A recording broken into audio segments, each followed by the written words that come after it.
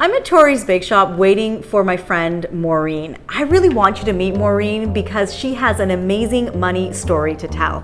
I'm a personal finance expert, but I'm also a wife and a mother, and Maureen's story really struck a chord with me. Through her lows, she was able to change her life dramatically and become a super saver. I really admire her, and I think you're going to find her story inspirational.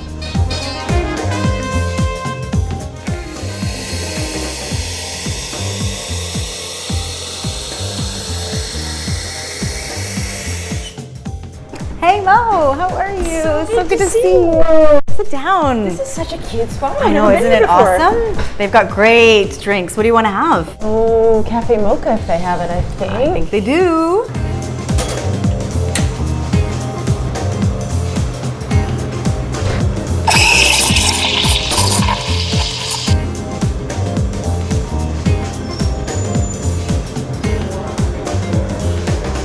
Take us back 2 years. What was life like for you back then?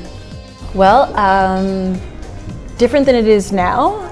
I was living in a big house that I owned with my significant other, big 4-bedroom house, beautiful home.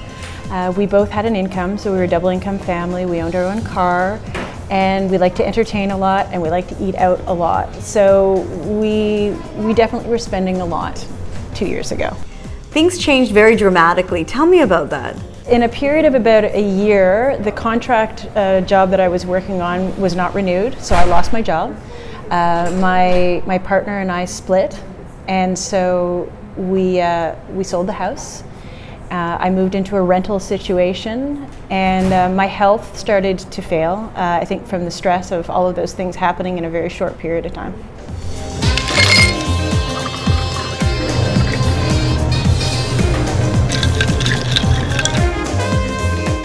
And you did what so many people do. You started relying on credit. Sure did. I kept thinking that, I think my mindset was still where I had been living, and I was still living to those means.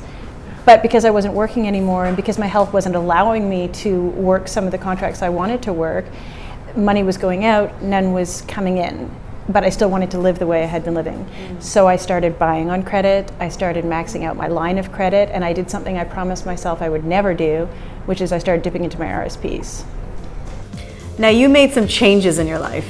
I did, I had to. I downsized to a one-room studio apartment that all the utilities were included, so I wasn't getting a surprise every month.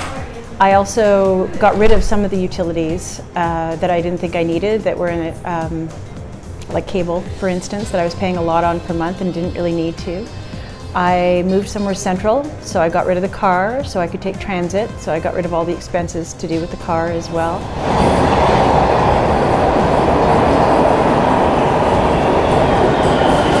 I stopped shopping big name brands and labels and started shopping locally and independently, saving money that way as well. And I also took up yoga for both body and mind to quiet all the stress that was happening there. So a year ago, how much was life costing you? Monthly, I would say $2,500 plus easily. And how much is it costing you now? $1,200 tops a month. The move and the hard choices have allowed me to take control. I've paid back my credit card, which was a big bill. I've almost paid back my line of credit. I started to put money back into my RSPs, and I'm not stressed about my finances anymore because I have control. I think you're a super saver, but what makes you a super saver? Just saving in the little things and taking control, not living outside of your means. It's as easy as that. Stop living outside your means and you will take control of your financial situation. Maureen, the reason I love your story is you downsized when you had to. So many people would find that very difficult to do.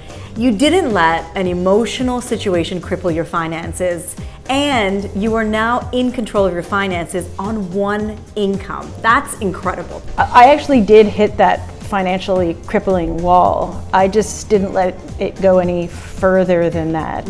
And I decided to pull up my bootstraps and to make a change. And I feel, because of that, better, lighter, and stronger than I've ever felt before. Well, let's cheers to financial health. Thank you. I feel as light as a feather.